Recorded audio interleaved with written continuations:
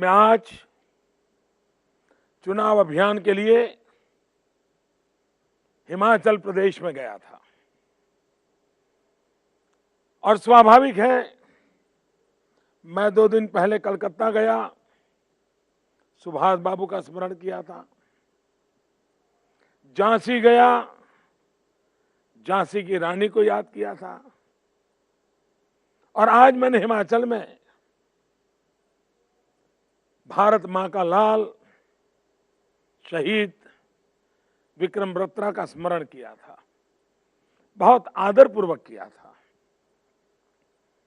लेकिन जब मैं अहमदाबाद पहुंचा तो मुझे पता चला कि राजनीतिक विरोधियों ने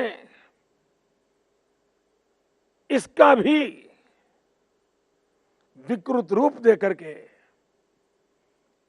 मेरे मन को गहरी ठेस पहुंचाई है। विक्रम बत्रा भारत मां का लाल है, वो देश के लिए शहीद हुआ है। उसका गौरव और सम्मान से स्मरण करना ये इस देश में गुनाह बन जाएगा। और उनके माता पिता, उन्होंने भारत के लिए बलिदान दिया है, मैं उनको भी नमन करता हूं। और मुझे इस बात का संतोष है कि अटल बिहारी वाजपेयी जी की सरकार ने उसी वर्ष विक्रम बत्रा जी को परमवीर चक्र से सम्मानित किया था। भाइयों बहनों, नरेंद्र मोदी अलग मिट्टी में पैदा हुआ है। शहीदों का अपमान करना, शहीदों के माता पिता को दुख पहुंचाना, उसके बजाय मोदी राजनीति छोड़ना पसंद करेगा, लेकिन भारत मां के लिए जीने मरने वाले परिवारों के प्रति कभी भी रत्ती भर भी सत्कार, आदर और सम्मान, श्रद्धा में कमी नहीं आ सकती। भाइयों बहनों, राजनीति का बुखार देश के वीरों को याद करने के लिए मना कर दें, ऐसी एक कैसी राजनीति है। बहुत पीड़ा अनुभव कर रहा हूं भाइयों। भाइयों बहनों, चुनाव के 6 चरण हो चुके हैं, 7वां चरण कल होने वाला है। और जैसे जैसे चुनाव पूर्णता की ओर बढ़ रहे हैं, 60 साल से जो लोग देश को दबोच करके बैठे हैं, 60 से राजनीति में प्रत्यक्ष रूप से जिन्होंने फायदे उठाए हैं, मौज की है, कभी सत्ता के मद में, कभी सत्ता के माध्यम से सुख वैभव में, कभी अपने लिए, कभी अपनों के लिए, जिस प्रकार की घिनौनी राजनीति का रूप हिंदुस्तान ने देखा है, और जो प्रत्यक्ष दिखते हैं वो नहीं, जो उनके आसपास भक्तों की भीड़ लगी रहती है, वे भी मलाई खाने में पीछे नहीं रहे हैं। हर चीज का फायदा ऐसे लोगों ने उठाया है। प्रत्यक्ष राजनीति में नहीं आए, लेकिन फायदा बहुत उठाया। अपनी विद्वता के माध्यम से, अपनी सामाजिक जीवन के स्थान के माध्यम से, सत्ता के पास रह करके वो लाभ उठाते रहे हैं। 60 साल में वेस्टेड इंटरेस्ट ग्रुप कितना बड़ा बन गया होगा, कितना ताकतवर बन गया होगा, आप अंदाज कर सकते हो। पिछले 10 दिन से कांग्रेस पार्टी की तरफ से, उनके साथी यूपीए दलों की तरफ से, वेस्टेड इंटरेस्ट ग्रुप की तरफ से एक भयंकर हमला बोला गया है, एक तरफा हमला बोला गया है। यहां तक मेरे भाषण पिछले सितंबर महीने से बहुतेक सभी टीवी चैनल लाइव करते थे, लेकिन पराजय के कगार पर आकर खड़े हुए लोग वो सह नहीं कर पाए। सच्चाई सुनने की उनकी तैयारी नहीं थी। शाम दाम दंड भेद सत्ता का दुरुपयोग करके मोदी की आवाज को दबाने की कोशिश हो रही है। मैं हैरान हूं, 12-14 साल के मेरे मुख्यमंत्री कार्यकाल में अब तक एक दाग कोई लगा नहीं पाया है।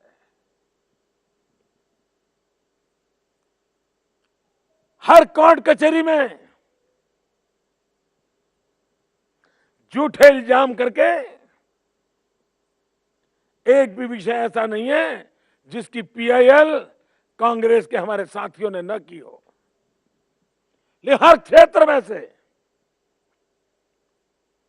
तब करके सोने की तरह बाहर निकला हूं। लेकिन मैं हैरान हूं, इतना नीचे जाना पड़ा आपको।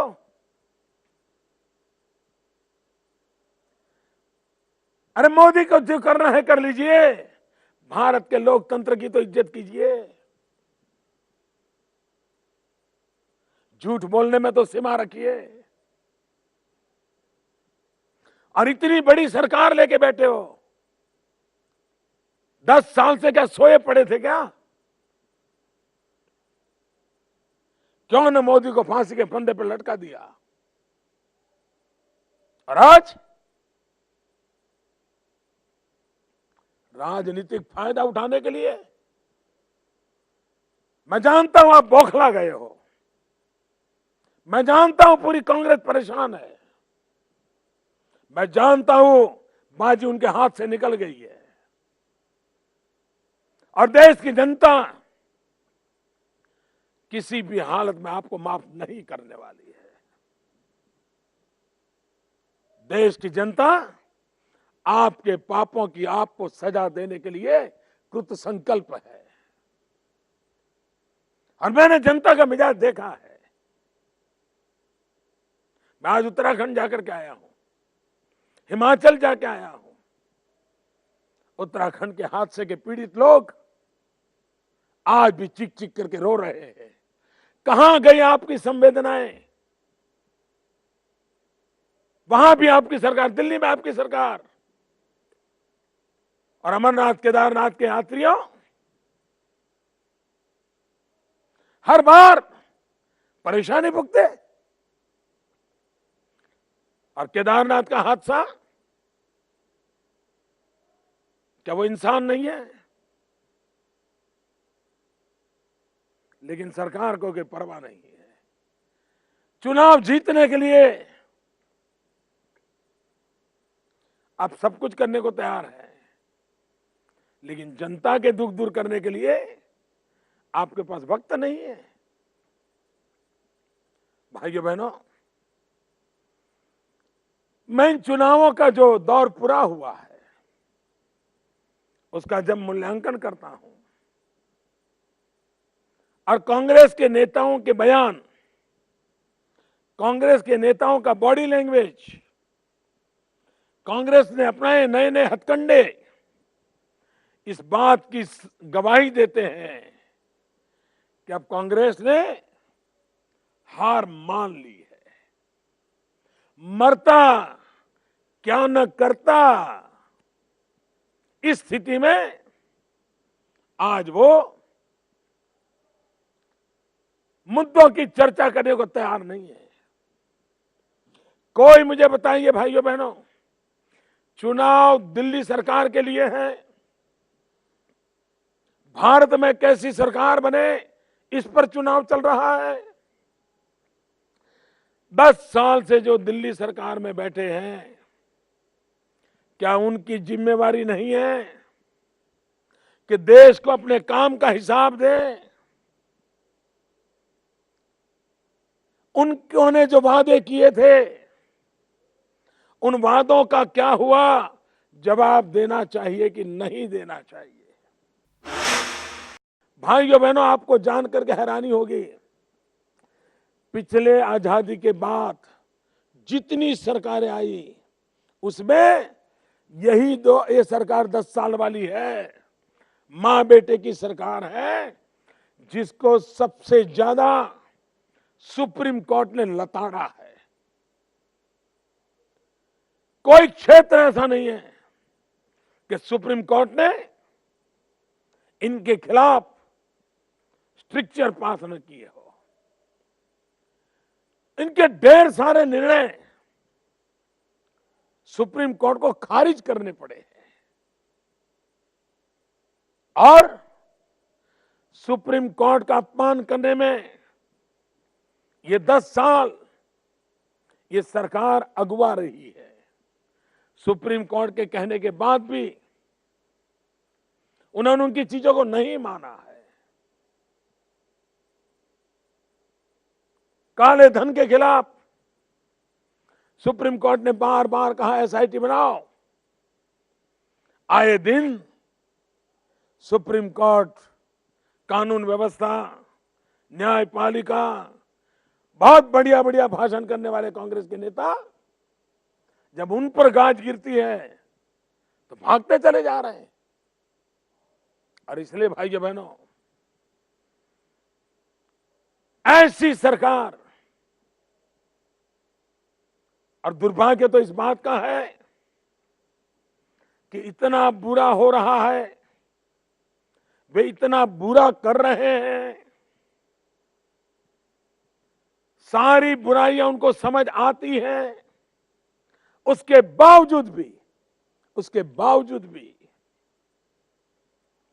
वे कोई लाज नहीं, शर्म नहीं, दुख नहीं, पीड़ा नहीं, चिंता नहीं, सुधरने की इच्छा नहीं। ये ज्यादा संकट वाली बात है, ये ज्यादा चिंता कराने वाली बात है। ये जनता को टेकन फॉर ग्रांटेड मानते हैं, इस देश को अपनी पर्सनल प्रॉपर्टी मानते हैं, और उसके कारण किसी चीज का पश्चाताप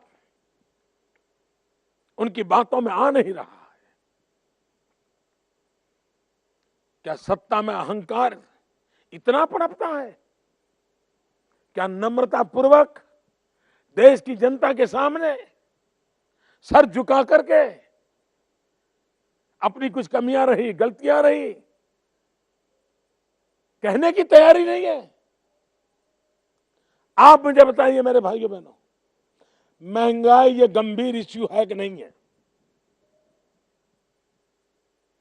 कांग्रेस पार्टी ने 100 दिन में महंगाई कम करने का वादा किया था, वो नहीं किया, महंगाई बढ़ी। क्या इस चुनाव में कांग्रेस पार्टी को महंगाई के संबंध में अपने भाषणों में जवाब देना चाहिए कि नहीं देना चाहिए? क्या मेरा ये सवाल गैरवाजिब है? क्या मैं ये सवाल पूछता हूं तो मैं क्या कांग्रेस का अपमान करता हूं? क्या मां बेटे का अपमान करता हूं? क्या इस देश के गरीब को 2 टाइम खाना मिले, पेट भर खाना मिले, यह आवाज उठाना भारतीय जनता पार्टी के कार्यकर्ता के नाते मेरी जिम्मेवारी है कि नहीं है? लेकिन देश पूरा पूछ रहा है, महंगाई के पीछे क्या कारण है? जवाब दो। आपने क्या कदम उठाए? जवाब दो। विफलता क्यों मिली? समझाओ। जवाब देने को तैयार नहीं। मेरे देशवासी, आप मुझे बताइए,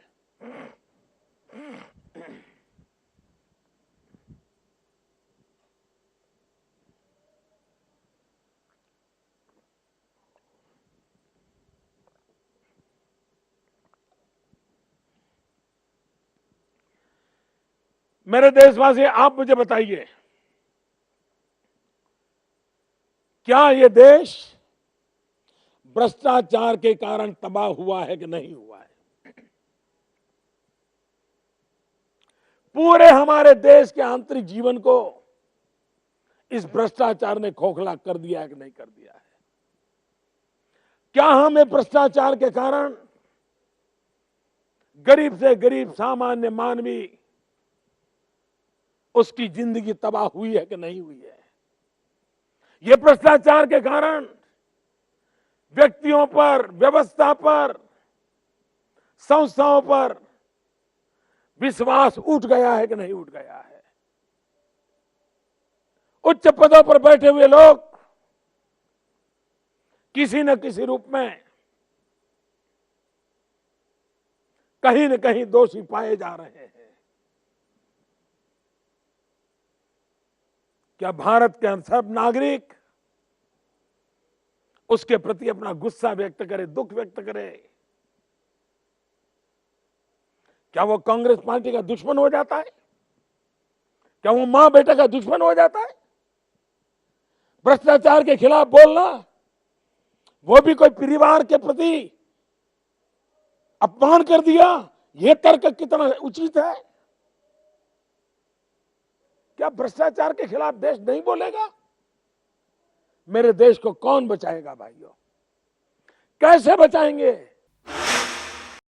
हम कितना गर्व करते थे जब अटल बिहारी वाजपेयी की सरकार थी, 20वीं सदी का आखिरी दिन चल रहे थे और एक के बाद अटल जी की सरकार के कदमों से विश्व भर में एक चर्चा चल रही थी कि 21वीं सदी में भारत अपना लोहा मनवा लेगा। विश्व की सभी शक्तियों के बयान पढ़ लीजिए आप। दुनिया का कोई राजनेता ऐसा नहीं था जो उस देश के उच्च पद पर बैठा हो और उसने भारत के प्रति आशा के संकेत न दिए हो। बड़े गर्व से दुनिया ने कहा था कि देश अब खड़ा हुआ है, हिंदुस्तान अगर चल पड़ा तो विश्व का 21वीं सदी का नेतृत्व हिंदुस्तान कर लेगा। एक आशा बंधी थी, विश्व को भरोसा हो गया था, देश का नौजवान आशा और उमंग के साथ आगे बढ़ रहा था।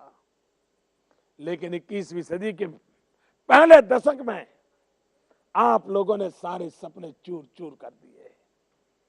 21वीं सदी के एक पूरा दशक आपने बर्बाद कर दिया। और आपने दशक बर्बाद किया मतलब आने वाली 2 पीढ़ियों को बर्बाद किया है आपने। 2 पीढ़ियों के जीवन को खत्म कर दिया है आपने। और मैं राजनीति के लिए नहीं कह रहा हूं, मैं सार्वजनिक जीवन में हूं, मैं नौजवानों के सपनों को समझता हूं, मैं नौजवानों के दर्द को समझता हूं, मैं नौजवानों की आशा आकांक्षाओं को समझता हूं। और इसलिए ये चुनाव के मैदान में उन नौजवानों का भाग्य बदलने के लिए मैं मैदान जंग में आया हूं। लेना पाना बनना ये मेरा मकसद नहीं है। हम गर्व से कह सकते थे 70 करोड़, कितना बड़ा आंकड़ा, 70 करोड़ नौजवान 35 से कम आयु के हैं। जवानी भरी पड़ी है मेरे देश में, भुजाओं में दम है, आंखों में सपने हैं, कदमों में ताकत है। लेकिन हमने कुशासन की जंजीरों में, भ्रष्टाचार के लिप्त जीवन से उनके भाग्य को रौंद दिया है। देश की युवा पीढ़ी आप पापियों को माफ नहीं करेगी। आपने 70 करोड़ देश के नौजवानों के जीवन को तबाह कर दिया है। देश कैसे माफ करेगा आपको? चुनाव जीतना हारना बहुत छोटी चीज होती है। इन 70 करोड़ नौजवानों के भविष्य का क्या होगा? क्या आपको कोई चिंता है? और मैं ये पूछूं कि आपने अपने घोषणा पत्र में कहा था 10 करोड़ नौजवानों को रोजगार देंगे, 1.5 करोड़ को नहीं दे पाए हो। क्या ये देश की जनता जवाब न मांगे? आपको वोट दिया था, आपने वादा किया था, लिखित में वादा किया था, काम नहीं किया है। क्या जवाब देना चाहिए कि नहीं देना चाहिए?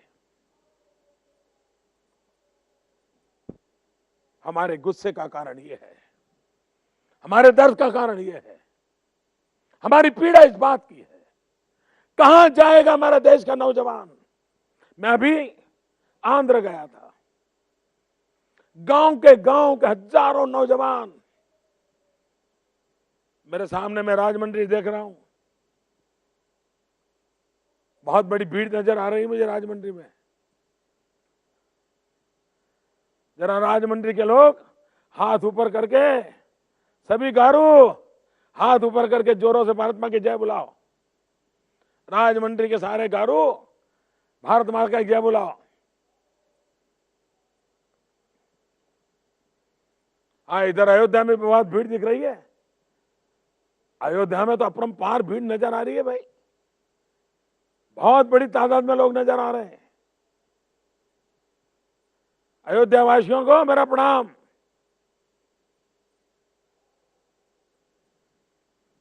भाइयों बहनों, मैं भी तेलंगाना और आंध्र के प्रवास में गया था और वहां एक बात जो मुझे कई मां बाप ने बताई, उनके बेटे रोजी रोटी कमाने के लिए गल्फ कंट्रीज में गए हुए हैं, लाखों की तादाद में जाते हैं जी। मेरे देश के नौजवान दूसरे देशों को बनाने के लिए अपनी जिंदगी खपा रहे हैं, पेट भरने के लिए, और वहां उनका एक्सप्लॉइटेशन होता है। जाते ही पासपोर्ट ले लिए जाते हैं, पैसे बहुत कम दिए जाते हैं, एक प्रकार से 24 घंटे काम करना पड़ता है, वापिस आ नहीं सकते, रो भी नहीं सकते। उनके माँ बाप कहते हैं पेट भरने के लिए बेटे को भेजा, लेकिन पता नहीं उसका हाल क्या है। क्या भारत सरकार का विदेश मंत्रालय, केरल हो आंध्र हो, जिन जिन प्रदेशों से मजदूरी करने के लिए विदेश मेरे नौजवान जाते हैं, क्या उनकी चिंता कौन करेगा?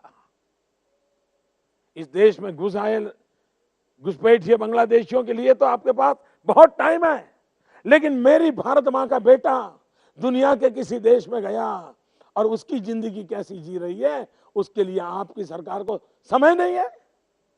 वो आंध्र के मां का बेटा रो रहा है, कौन करेगा उसकी चिंता? और इसलिए मैं कहता हूं भाइयों बहनों,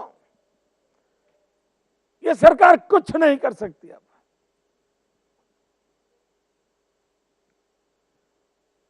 वो देश को न कोई इंस्पिरेशन दे सकती है, न देश को कोई ऊर्जा दे सकती है। भाइयों बहनों, आज तो देश का दुर्भाग्य यह है, न नेता है, न नीति है, और न ही कहीं नीयत नजर आती है। न नेता हो, न नीति हो, न नीयत हो, तो 125 करोड़ देशवासियों की जिंदगी का मालिक कौन? मेरे देशवासी किसके भरोसे जियोगे आप? कौन मुसीबत के दिन आए तो कौन आपकी चिंता करेगा? और जब संकट आता है, असहायता कैसी होती है, वो मैंने बद्रीनाथ केदारनाथ में अपनी आंखों से देखा था। लोग मर रहे थे, चीख रहे थे, तड़प रहे थे, सरकार का नामो निशान नहीं था। वो हाल कितना खराब होगा। एक तरफ आसमानी आफत और दूसरी तरफ सुल्तानी आफत। इतना बड़ा देश, कभी भगवान करे कोई संकट ना आए, लेकिन आ गया तो ऐसी सरकार, निकम्मी सरकार, आपका क्या करेगी? भाइयों बहनों, इसलिए मैं कहना चाहता हूं, कृपा करके हम कभी भी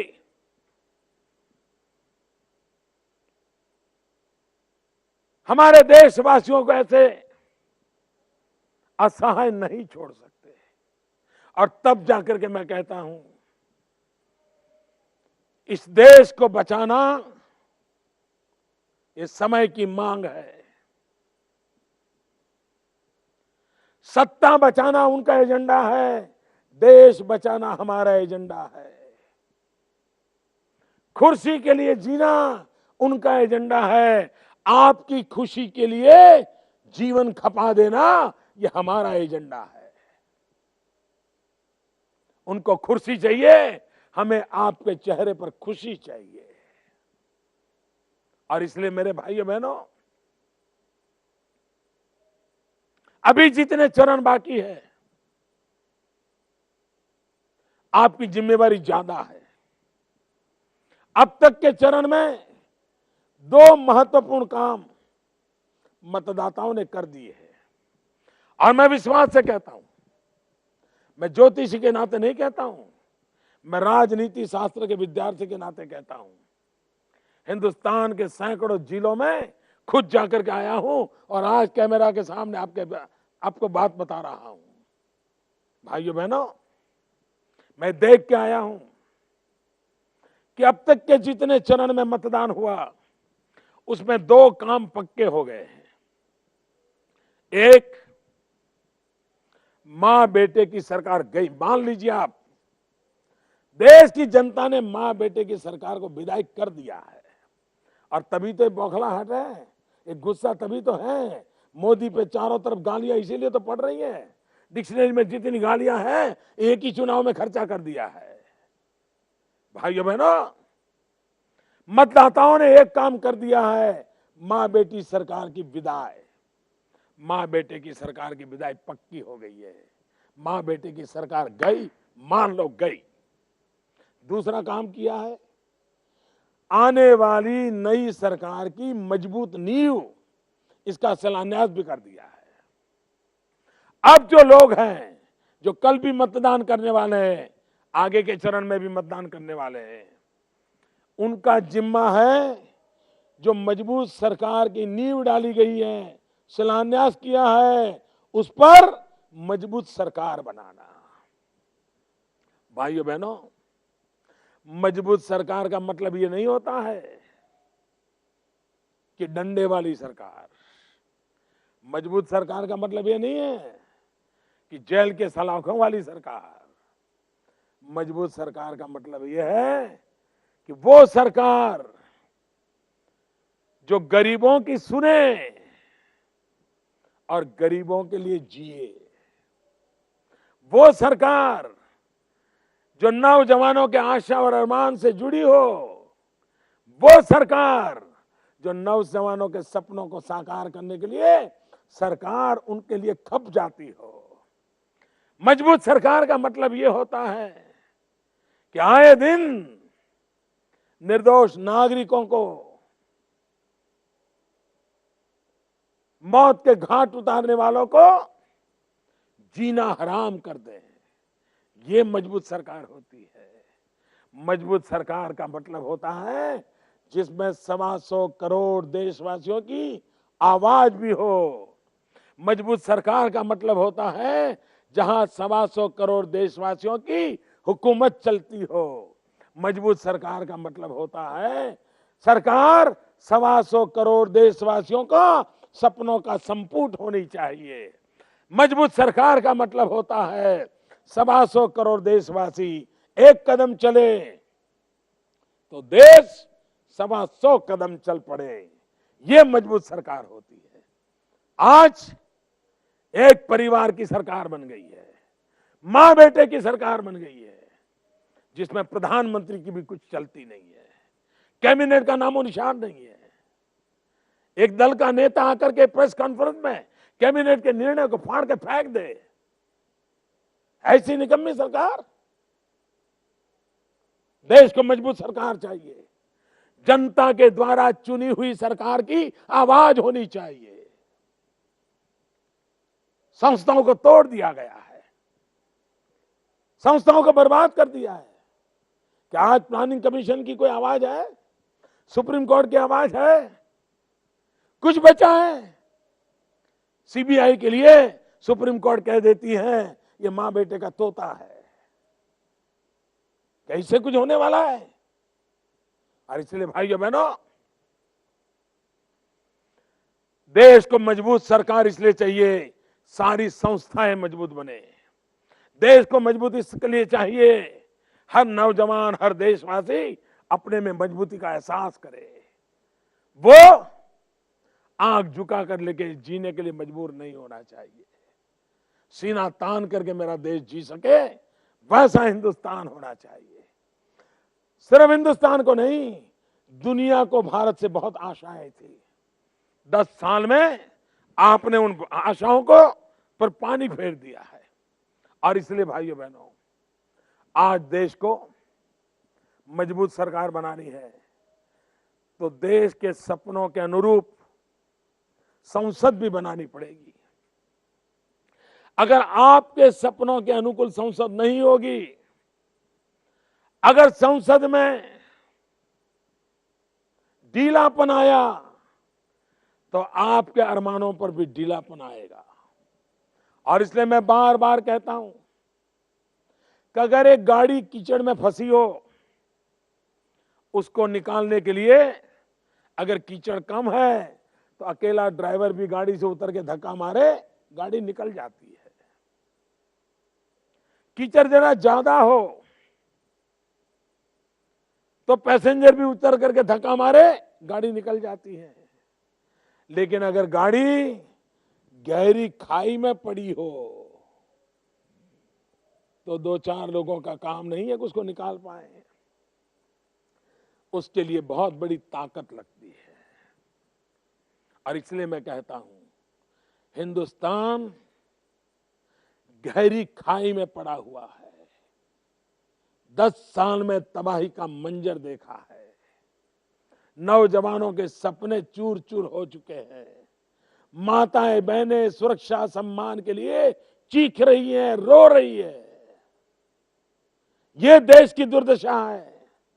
गरीब भूखा मर रहा है, किसान आत्महत्या कर रहा है, जवानों के सर पाकिस्तान काट के ले जा रहा है। ये हाल है देश का।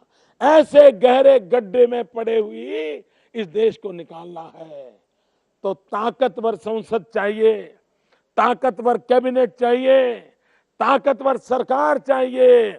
और इसलिए मैं कहता हूं, अब जिनको मतदान करना है वो 300 कमल जीत करके दिल्ली में सरकार बने। आप देखिए गड्ढे में से तेजी से बाहर निकलते हैं कि नहीं निकलते हैं।